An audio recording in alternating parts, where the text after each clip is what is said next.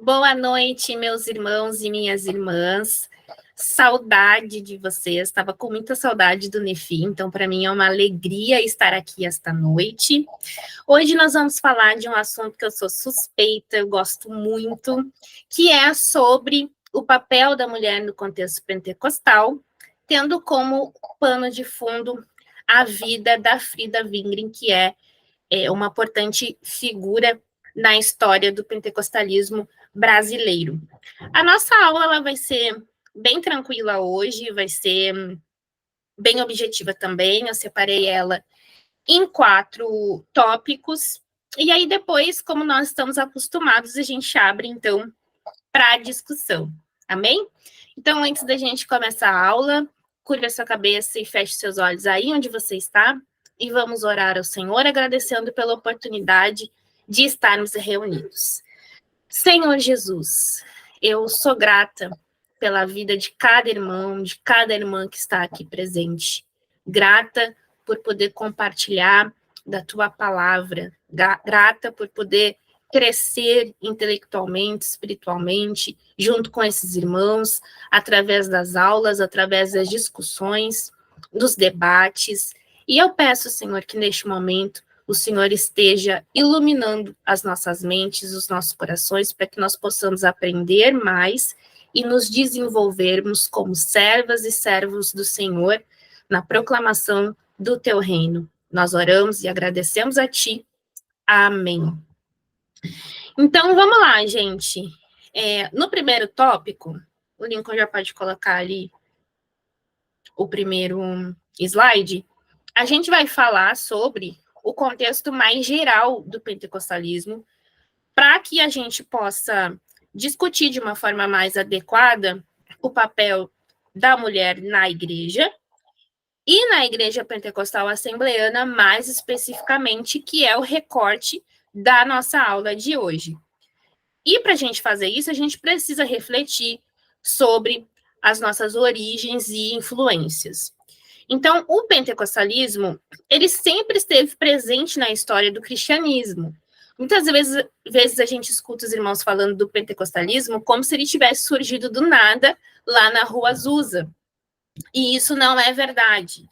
Por isso que o fenômeno místico que ocorreu lá na Rua Azusa, ele é chamado de movimento pentecostal moderno.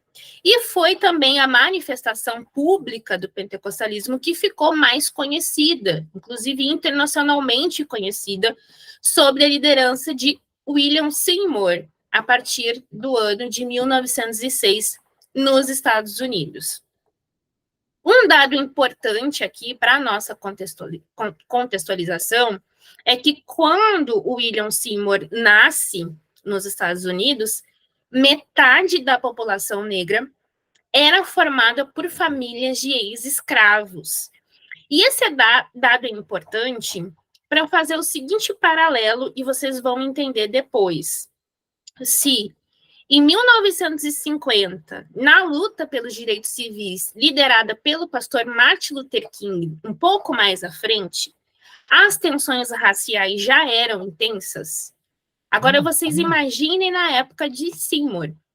A injustiça social e racial fazia parte do cotidiano daquelas pessoas. Grupos como o Ku Klux Klan e outros grupos terroristas atuavam livremente naquela época, sem que nenhuma autoridade intervisse. Então, maltratar, perseguir, torturar e até matar pessoas negras era algo cultural e socialmente normalizado por parte da sociedade. Por que eu acho importante trazer essas informações? Porque, às vezes, eu sinto que, em razão da distância histórica que a gente tem, a gente olha, às vezes, para o surgimento do pentecostalismo moderno de uma forma um pouco romantizada, quando, na verdade, se tratava de uma realidade muito dura, muito difícil, marcada pela opressão, pela desigualdade social, pela extrema pobreza e pelo ódio racial. Então, quando a gente analisa esses dados, essas características daquela época, É maravilhoso a gente pensar que essas pessoas que viviam com medo passaram a ser empoderadas através do batismo do Espírito Santo, que lhes dava coragem para testemunhar o evangelho em um ambiente social onde elas eram oprimidas e perseguidas. E é neste cenário que havia uma atuação massiva de mulheres, que é justificado pela própria experiência pentecostal. Por quê? Porque o Espírito Santo começou a batizar homens e mulheres de todas as raças, idades e até classes sociais. Então, para aquelas pessoas que viviam lá naquele tempo, era óbvio naquela época, para quem vivia naquele tempo, para quem estava vivendo aquela experiência naquele momento, que seria uma incoerência barrar as mulheres de exercer o ministério. Essa realidade, porém, conforme alguns historiadores vão nos mostrando, conforme vai correndo a história, essa realidade vai se transformando, né? Mas até então as mulheres exerciam, né, um ministério de liderança, pastoreio, evangelismo ou qualquer outra função. Tanto que ainda hoje as Assembleias de Deus nos Estados Unidos ordenam mulheres ao ministério pastoral. Uma observação interessante que o teólogo pentecostal Kinner faz, que eu achei muito interessante trazer para a gente hoje, é que ele entende que há uma abertura maior da atuação feminina em alguns meios pentecostais, porque há uma presença significativa de pessoas negras no meio pentecostal. E por que isso é significativo? Em razão do legado histórico de racismo que essas pessoas ainda suportam.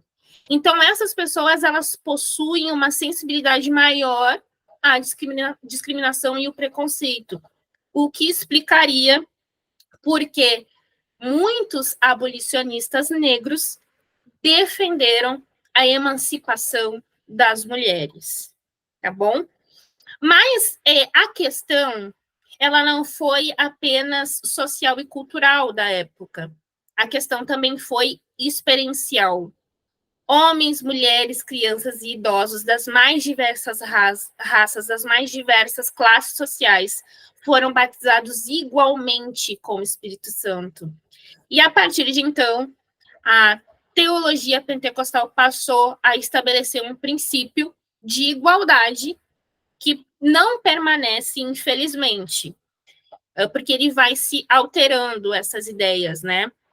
Mas serviu para nos mostrar um caminho mais excelente e um caminho possível.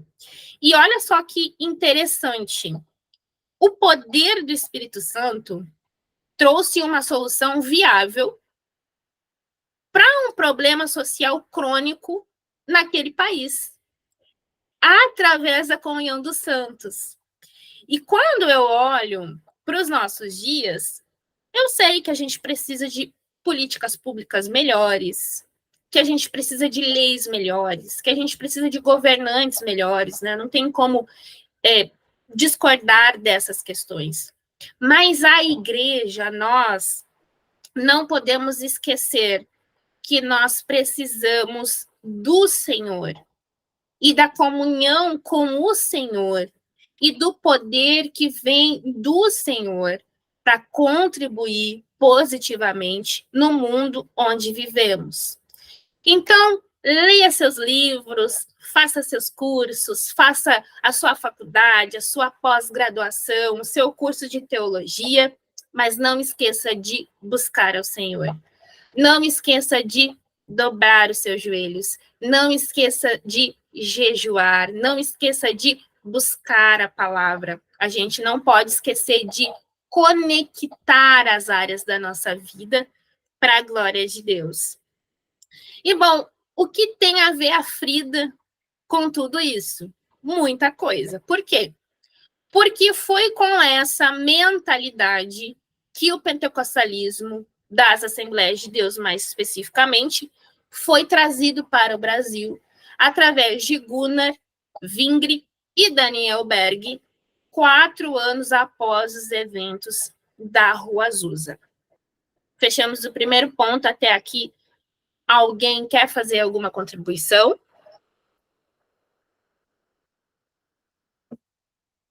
Vamos para o próximo tópico, então.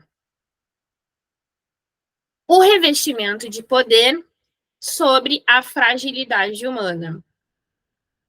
Eu fiz questão de trazer esse ponto, porque quando a gente fala sobre personagens históricos que foram importantes para a história da Igreja brasileira, a gente tem tendência a enxergar esses homens como super-heróis. E é claro que são pessoas admiráveis, mas eles não são indestrutíveis. Eles são seres humanos como nós, né? Por isso é importante a gente pontuar que a Frida, sim, ela tinha os seus medos e as suas inseguranças. Então, pode passar para o próximo tópico. Quando o Gunnar, em 1915, retorna à sua terra natal nesse período, ele já atuava como missionário no norte e no nordeste do Brasil, já haviam 5 anos. Mas ele tira ali um período de férias e para recuperar a saúde também. O Gunnar, ele tinha uma saúde bem frágil, mas mesmo assim ele começa uma intensa agenda de pregações lá na Suécia, na sua terra natal. Não fica muito bem claro quando ele e Frida se conheceram, mas provavelmente foi em um desses eventos da igreja, e como vocês bem sabem, é assim que o jovem cristão conhece o seu futuro par, né? São nos famosos eventos e congressos da igreja, e glória a Deus pelos eventos e congressos da igreja, onde a gente pode conhecer pessoas. Não foi diferente com o Gunnar e com a Frida. Eles se conheceram em algumas dessas agendas do Gunnar e começaram a namorar. E quando eles começam a namorar, eles começam, então, a orar pelo chamado missionário da Frida.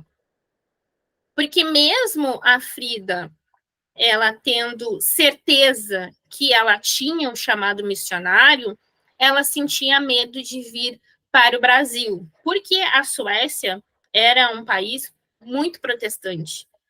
E o Brasil tinha a fama de ser um país muito católico, então ela achava que seria muito difícil conseguir evangelizar no Brasil, ela sentia muito medo. Então, assim, é só a gente analisar, né? Sair da nossa zona de conforto já é difícil. Agora, vocês imaginem a Frida. A Frida, ela não estava trocando só de emprego, ela não estava trocando só de profissão, de casa, ela ia trocar de país para começar uma vida nova do zero.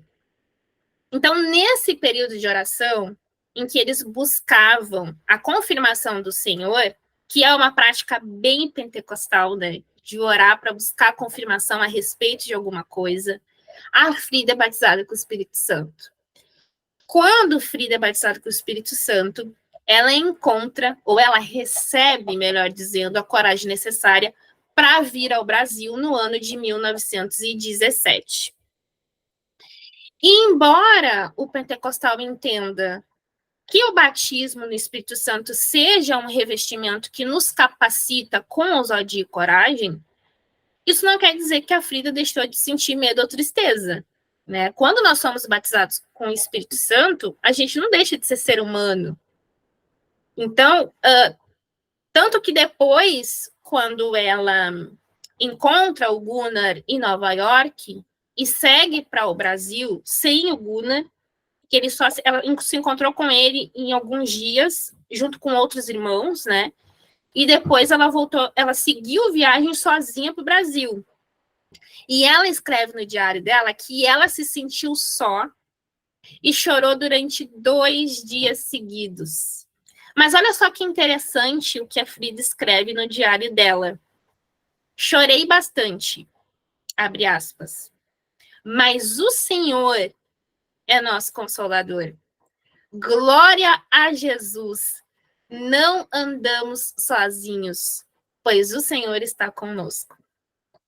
E anos depois, quando a Frida já estava em solo brasileiro, ela escreve o tão conhecido hino 115 da harpa cristã, que eu vou cantar um trechinho, e vocês vão entender como que esse livro, como que esse hino que ela compôs se conecta com a história dela.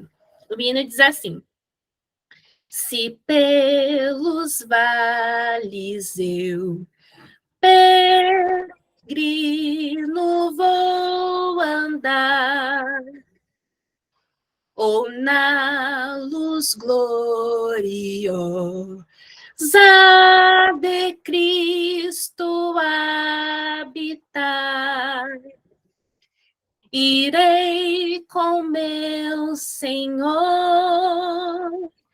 para onde ele for, confiando na graça de meu Salvador. Se Cristo comigo vai, eu irei e não temerei, com gozo irei, comigo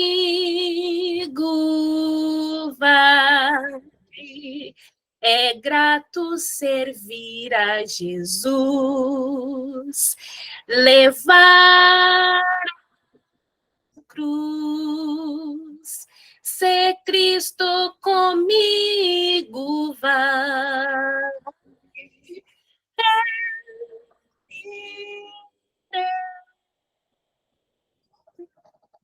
Quando a gente escuta esse hino e canta esse hino, sabendo do contexto em que ela escreveu, a gente tem que segurar as lágrimas, porque o revestimento do Espírito Santo sobre a nossa vida não é a extinção de todo o medo, mas é a certeza, a convicção de que, apesar de nós, o Espírito Santo nos capacita, e é isso que nos dá coragem.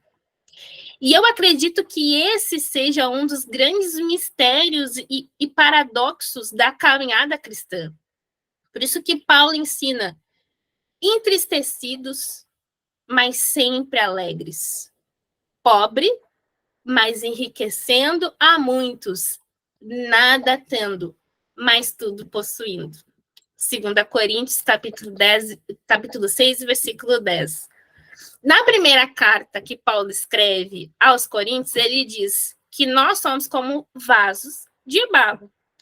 E eu acredito que isso, diante das aflições que permeiam a nossa vida, seja natural a gente se sentir tão vulnerável como a Frida se sentiu naquele barco. Porque nós somos frágeis, como um vaso de barro. Até porque nós não temos um poder que emana de nós mesmos. O poder vem de Deus e é ao Senhor que a gente recorre para recarregar as nossas forças. A gente pode até sentir o impacto do mundo sobre nós. A gente até pode sentir o impacto dos desafios sobre nós, como a Frida sentiu naquele barco. Mas a palavra de Deus nos diz: de todos os lados somos pressionados, mas não desanimados. Ficamos perplexos, mas não desesperados. Somos perseguidos, mas não abandonados. Abatidos, mas não destruídos. 2 Coríntios, capítulo 8 até o versículo 9. 2 Coríntios, capítulo 4, desculpa, versículos 8 até o 9. Amém, irmãos? Eu estou indo para o terceiro ponto já. Alguém quer fazer alguma colocação ou a gente deixa para o final? Terceiro ponto, então. O Ministério de Frida no Brasil. Então, quando a Frida chega no Brasil, para a gente conseguir entender a atuação dela, é preciso deixar claro que ela não foi enviada para o Brasil como apenas a esposa de Gunnar. Até porque quando eles vieram para o Brasil, quando ela embarcou para o Brasil, eles ainda não eram casados.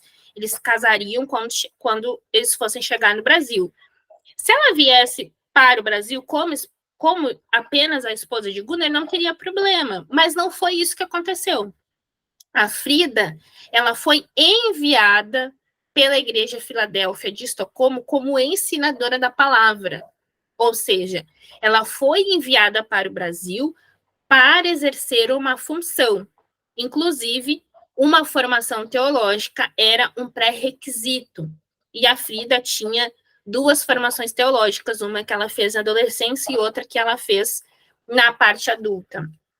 Então, a Frida, ela se qualificou, ela se preparou para exercer um ministério específico no Brasil, e ela foi impedida de exercer esse ministério, mas anos mais tarde, na Convenção de 1930, onde foi banido o ministério feminino da igreja, mais especificamente da Igreja Assembleia de Deus. Então, aqui hoje não é o nosso intuito, a gente não tem tempo para entrar em todos os detalhes, mas é importante pontuar aqui que mesmo após a decisão da Convenção de 1930, Frida continuou à frente do Jornal da Igreja, onde ela era redatora, do jornal Boa Semente, e nesse jornal ela tinha voz. E ela defendia que as mulheres não deveriam ficar restritas às questões domésticas. Inclusive, ela traz um trecho, ela escreveu um trecho que eu trouxe aqui, e ela publicou em um dos seus artigos jornalísticos, e eu vou ler para vocês. Despertemo-nos para atender ao chamado do rei, alistando-nos nas suas fileiras. As irmãs das Assembleias de Deus, que igualmente, como os irmãos, têm recebido o Espírito Santo e, portanto, possuem a mesma responsabilidade de levar a mensagem aos pecadores. Precisam, aqui ela diz às mulheres, convencer-se de que podem fazer mais do que tratar dos afazeres domésticos, especialmente no trabalho pentecostal. As irmãs tomam grande parte na evangelização. Por isso que a relação do Gunnar e da Frida era uma relação de muita parceria e cooperação. Na minha interpretação, o Gunnar enxergava a Frida como igual no ministério. Talvez alguém discorde da minha leitura sobre os fatos históricos, mas eu consigo enxergar, assim, pelos artigos que ela escrevia, pelo posicionamento do próprio Gunnar. O Gunnar, inclusive, na Convenção de 1930, foi voto vencido. Ele defendeu o ministério feminino. Então, tanto é que quando o Gunnar ficava doente ou ele viajava, a pessoa que ficava à frente da administração da igreja era a Frida. Um fato histórico que eu acho muito interessante, e que quem traz é o historiador Israel Araújo, é que em uma das viagens do Gunnar, a Frida, juntamente com outros obreiros, assina a exclusão de um pastor da comunhão da igreja. Isso em 1930. Então, o que isso deixa claro para mim, na minha interpretação? Que ela exercia, sim, uma função, um papel de autoridade sobre a igreja. Vamos lá para o último tópico, então? O que os pentecostais têm a dizer sobre feminilidade, analisando todas essas informações que a gente trouxe aqui? Bom, depois que eu conheci a história da Frida, perdão, eu passei a observar com mais atenção as dinâmicas de relacionamento entre homens e mulheres na igreja. E a partir daí, eu comecei a querer entender mais sobre feminilidade bíblica. Queria entender mais qual era o meu papel dentro da igreja, né? E nessas pesquisas, eu sentia que havia um espaço a ser preenchido por nós pentecostais. E aqui eu não quero desprezar o que eu aprendi e o que eu ainda aprendo com as nossas irmãs e irmãos de outras tradições.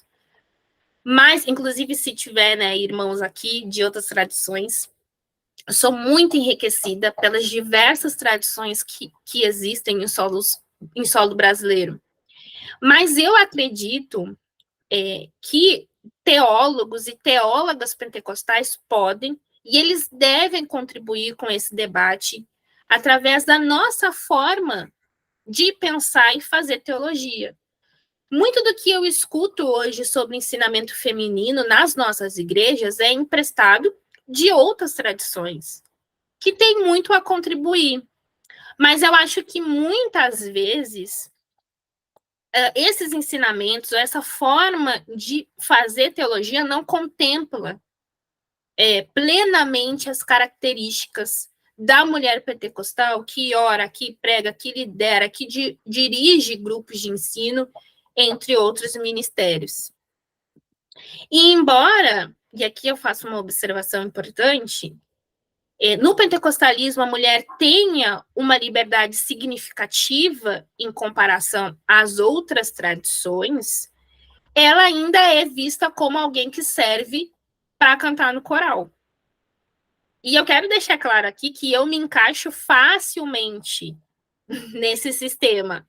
Porque para quem não sabe, eu sou cantora também, né? Mas e a mulher que tem uma vocação diferente para exercer outros ministérios? Provavelmente ela não vai se encaixar nesse sistema. E a pergunta que eu tenho me feito é: será que fora dos corais, será que fora dos congressos femininos, há espaço para a mulher pentecostal exercer o seu chamado? O que eu tenho visto é que nós ainda não temos uma mulher que tenha feito tanto como Frida fez na sua época, ou que tenha esse significado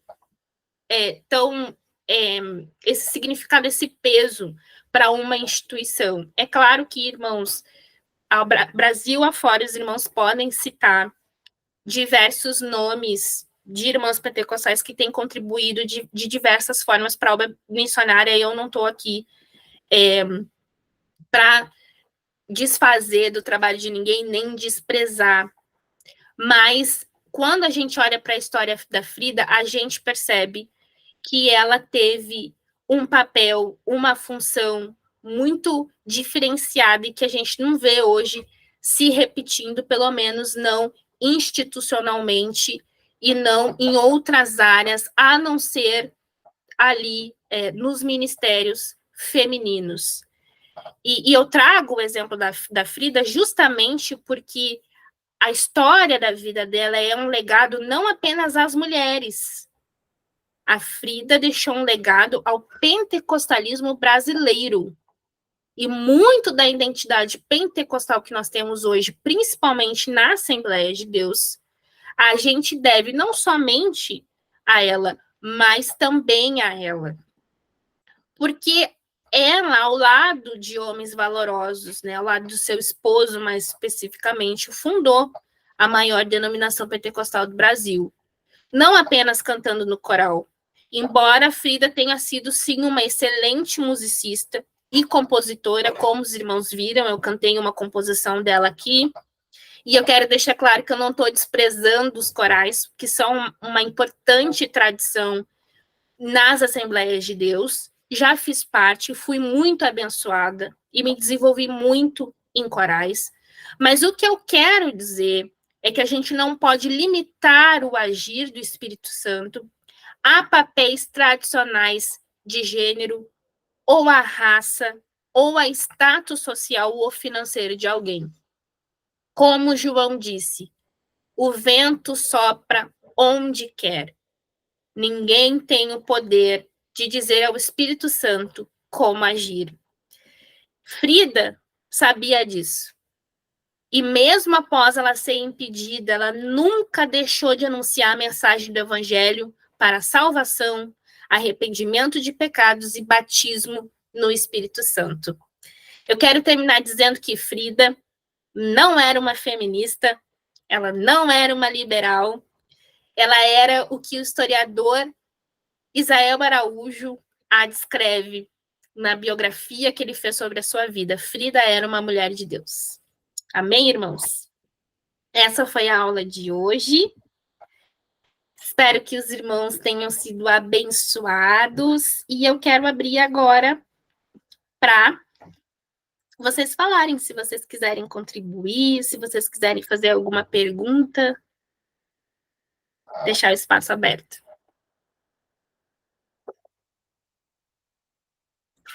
Amém, Soraya. Amém, Manu. Abre o microfone aí para vocês. O Luciano quer falar. Por favor, Luciano, fique à vontade.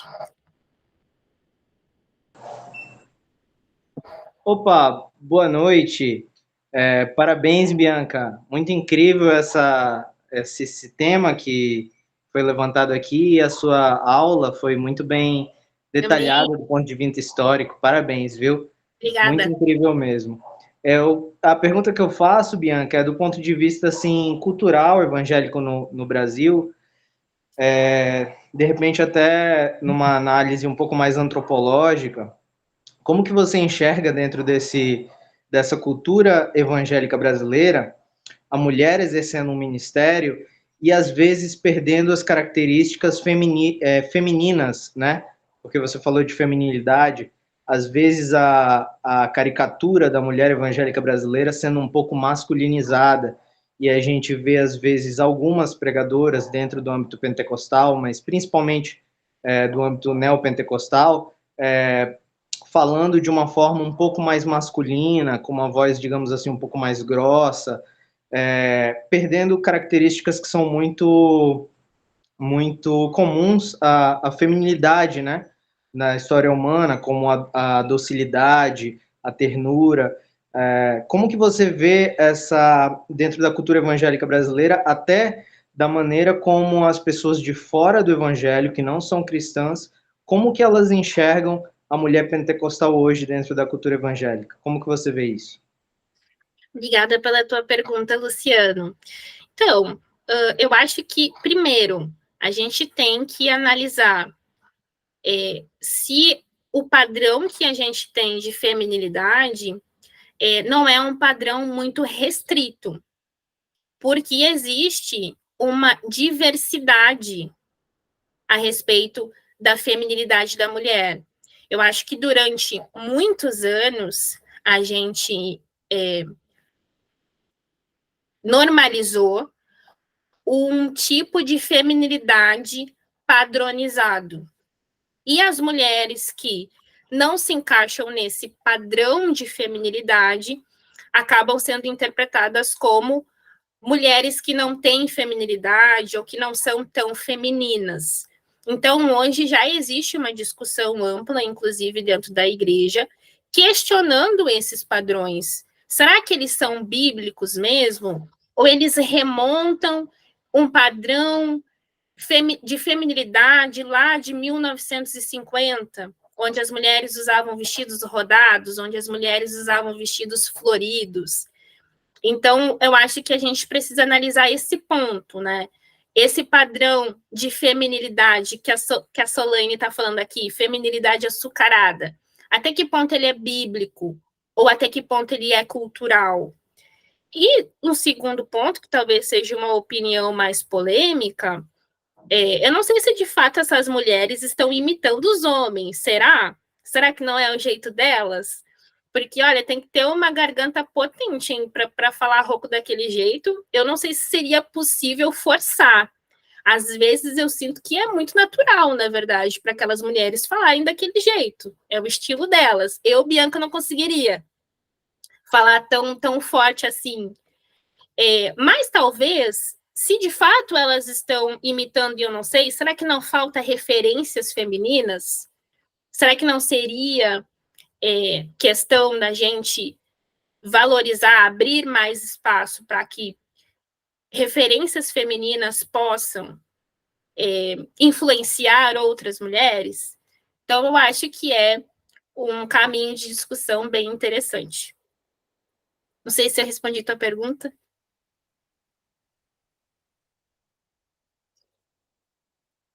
Gente, alguém quer falar mais alguma coisa?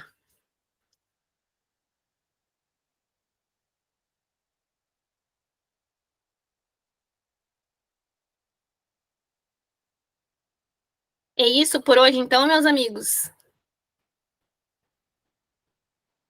Israel. Fala, Israel. Não, desculpa, eu fui dar as palmas igual o Luciano fez e apertei o botão errado. Ah, tá bom. Tá bom. Mas muito bom acompanhar essa discussão. Obrigado. De nada. É isso, então, meus amigos. Então, eu vou passar a palavra para o Lincoln. Se alguém quiser mandar nos comentários também, fiquem à vontade. Todo mundo com medo, né? Tema polêmico. Obrigada, gente. Ô, Bia, tá tão bom que, poxa, podia continuar mais um pouco. Vocês gostam de uma polêmica, né? Ô, Bia, parabéns, minha irmã. Foi, nossa, que, que exposição, que tema maravilhoso. Foi incrível. Luciano, Desculpa, eu não gosto de perguntar duas vezes, eu acho que é um pouco até falta de educação, mas já que ninguém falou, porque eu quero dar oportunidade para todo mundo, né? Mas já que ninguém perguntou, eu estava com uma dúvida aqui desde o começo, que eu achei até que fosse um pouco mais polêmica, assim, mas que eu acho que vale a pena ir para isso que tu trouxeste hoje, seria, e até para instigar um pouco mais o debate, até que ponto a mulher pode ser igual ao homem no ministério? E eu acho que essa pergunta até não deveria ser feita, peço desculpa se ela soar machista, mas eu vou fazê-la para que, de fato, a gente possa falar sobre isso, né? Porque até que ponto a mulher é igual ao homem, né, no ministério? Porque a gente vê, por exemplo, muitas igrejas em que a mulher ela tem espaço para ser pastora, mas ela não tem espaço para ser líder regional, por exemplo. Ou não, você não vai ver, por exemplo, uma mulher sendo supervisora nacional de um ministério. Ou seja, a mulher e dentro de um ministério em que a mulher ela pode ser pastora, ela pode pastorear, pode pregar, ok. Mas isso eu não falo nem apenas dentro do pentecostalismo, mas nesses casos a gente vê que historicamente uma mulher nunca foi supervisora nacional ou mesmo até supervisora presidente, eu não sei como chama em todas as denominações, mas por exemplo presidente internacional.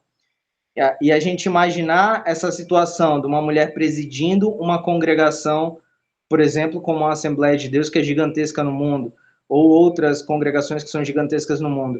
Então, só para fazer um exercício de reflexão, até onde vai, até culturalmente, será que a gente que está aqui hoje, que eu acredito que todos nós aqui temos menos de 50 anos, será que a gente ainda vai ver em vida alguma mulher presidindo uma congregação do tamanho da Assembleia de Deus, ou menores até, mas de um ministério que seja mundialmente conhecido, né? Será que a gente vai ver uma mulher presidindo um desses ministérios internacionalmente, ou mesmo sendo, digamos assim, bispa, né? Ou mesmo sendo supervisora nacional desses ministérios? O que você acha de como é hoje e como que vai ser no futuro? Se isso tem possibilidades de mudar nos próximos 10 anos, ou se vai demorar muito para isso mudar de fato? Muitas questões em uma pergunta só, mas vamos lá. Eu acho que primeiro a gente tem que partir do pressuposto de que nunca um homem e uma mulher vão agir de formas iguais, né? No sentido de até que ponto eles são iguais. Eles não são iguais. O igualitarismo, e eu não sou especialista para falar sobre igualitarismo ou defender o pastorado feminino, inclusive eu indico aqui a Victória, que fala muito sobre isso, inclusive ela até escreveu um livro introdutório falando sobre isso, mas eu acredito que homens e mulheres, eles são sim diferentes, eles são complementares. O que eu não acredito que possa ser feito, e eu acredito que a gente precisa discutir de forma mais honesta sobre isso, é impedir o ministério de alguém em razão das especificidades do homem e da mulher. Eu acho que eles podem ser complementares, trabalhando em cooperação, que foi o que aconteceu na vida da Frida e do Wingren. Eles trabalhavam de forma complementar, eles eram companheiros, parceiros de ministério. Então, eu acho que a palavra igual, eles eram iguais? Não eram iguais, eles eram complementares. Mas isso não impediu a cooperação de ambos em prol de um único objetivo. Não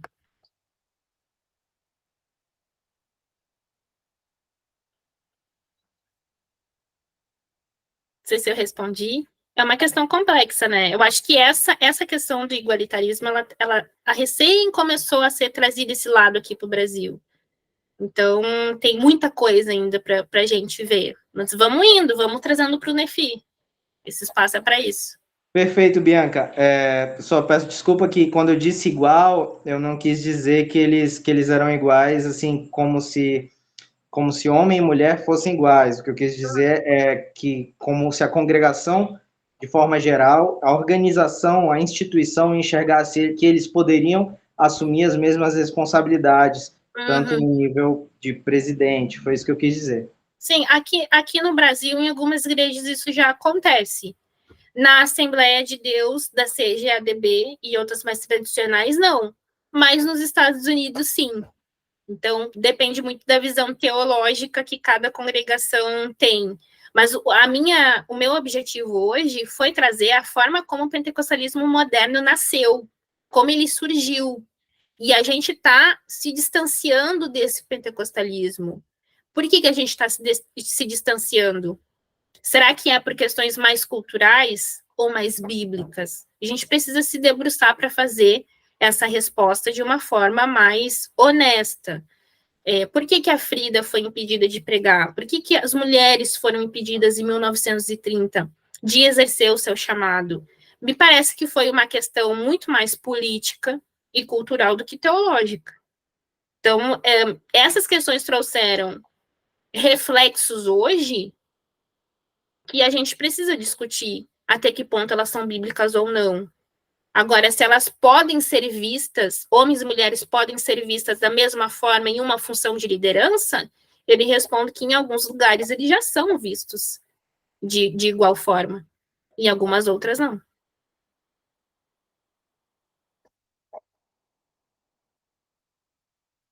Tem até, Bia, aqui no NEFI, nós recebemos a Cíntia Muniz para falar sobre o tema igualitarismo e complementarismo. Tem esse encontro dela no YouTube, só digitar igualitarismo e complementarismo, Cíntia Muniz, NEFI. E a Cíntia ela vai trazer as duas visões. A Cíntia, ela é igualitarista, mas ela explica com a mesma honestidade tanto o igualitarismo quanto o complementarismo, e no final ela coloca sua posição de igualitarista e explica o porquê que ela adota essa visão. Mas a gente tem esse encontro aqui no NEFI, é um encontro muito legal, vale a pena quem não assistiu esse encontro que nós tivemos com ela, assistir, porque foi super legal, a Cíntia foi bem didática, e inclusive ela disponibilizou na época os slides que ela utilizou nesse encontro. Eu vou ver se eu acho eles aqui novamente, se eu achar eu vou mandar no grupo de WhatsApp. Mas foi assim, gente, bem legal, e olha, quem puder, assista, foi maravilhoso. Eu até tentei não trazer essa questão do pastorado feminino, mas é que não adianta, quando fala da Frida, chama isso, porque, gente, basicamente ela foi pastora, né? Não, até tenho medo de falar isso em voz alta, mas, né, Mas tem pessoas mais especializadas que eu para falar sobre esse assunto, do pastorado e do igualitarismo. Eu ainda estou caminhando nessa pesquisa. Ô, Bia, eu não sei se você chegou a ver essa notícia. Eu lembro de ter visto algo recentemente, alguns meses atrás. Eu não lembro onde foi, que pastor foi. Eu vi o vídeo, na verdade, mas eu não lembro de cabeça agora. E no vídeo que eu vi, me parece que houve um reconhecimento póstumo da Frida, no sentido de reconhecer o ministério pastoral dela. Assim, não lembro qual pastor que fez isso, não sei qual convenção da Assembleia, não sei, tá? Mas eu achei muito legal nesse vídeo, esse reconhecimento, eu achei bem interessante. Sim, no finado X/Twitter, muita gente me marcou nesse vídeo. E sim, foi uma igreja da Assembleia de Deus, mas não foi da minha convenção. Eu não me lembro agora qual convenção foi. E eles reconheceram ela como pastora. Inclusive, essa é uma questão interessante, porque quando fala do nascimento da Assembleia de Deus, nas festas de centenário e tudo, se fala em Gunnar Wingren e Daniel Berg. Não se falava de Frida Wingren. Não se reconhecia ela como uma fundadora. Se reconhecia ela como esposa de Gunnar. Conhecendo a história, indo atrás dos dados, as pessoas começaram a perceber que, na verdade, ela teve um papel mais significativo na fundação das Assembleias de Deus no Brasil. É isso, então, a gente encerra por hoje? Não sei se o Lincoln está me ouvindo. Bia, da minha parte, se alguém tiver mais alguma pergunta para fazer, pode levantar a mão, pode colocar no chat, mas da minha parte, só te parabenizar mesmo e, nossa, parabéns mesmo. Por mim, durava mais tempo. Tá muito bom. Parabéns mesmo, Bia. Amém, irmãos. Obrigada. Então, eu quero agradecer a todos vocês pela presença. E vamos orar, então, para agradecer esse momento? Senhor Jesus, nós agradecemos ao Senhor por essa oportunidade de nós conversarmos, debatermos, aprendermos. Obrigada, Senhor, por essa reunião e que a gente possa continuar, Jesus, aqui unidos em outras oportunidades, crescendo e aprendendo nessa doce comunhão que é proporcionada pelo Teu Espírito Santo. Nós agradecemos em nome de Jesus. Amém.